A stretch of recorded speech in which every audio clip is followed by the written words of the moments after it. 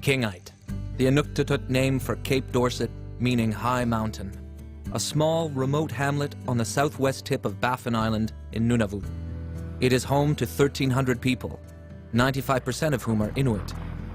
The land is harsh in winter, with average temperatures of 40 degrees below zero and 6 weeks without sunlight. There are no paved roads.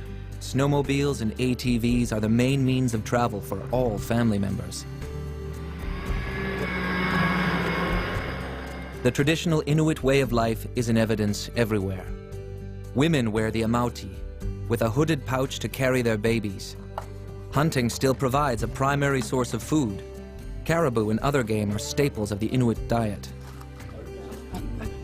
And traditional culture is passed on from generation to generation.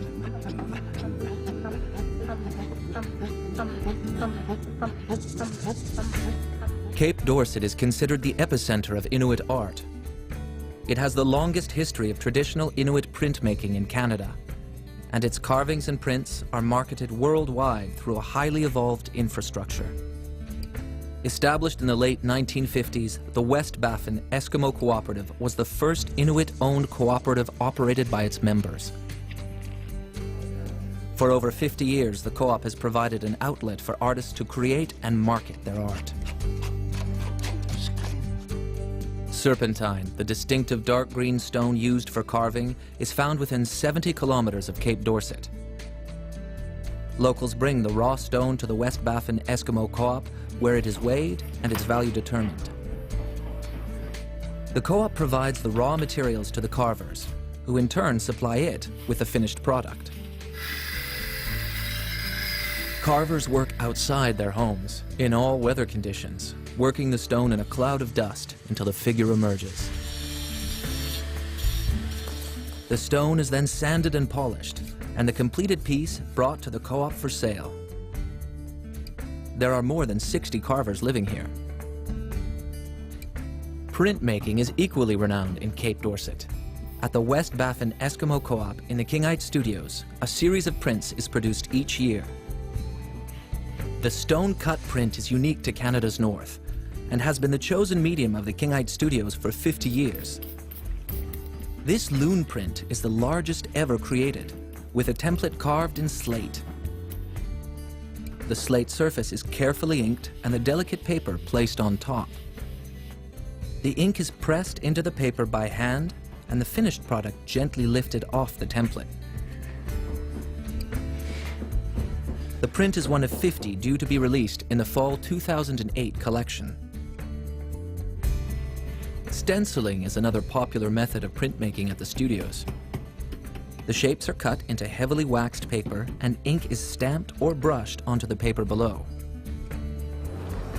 Master printmaker Pitsolak Niviasi mentors and trains 3 younger men in the art of lithography. This technique involves using grease-based ink, water, and a hand-cranked press to produce the images. The West Baffin Eskimo Co-op provides materials and studio space to any community member interested in acquiring printmaking skills.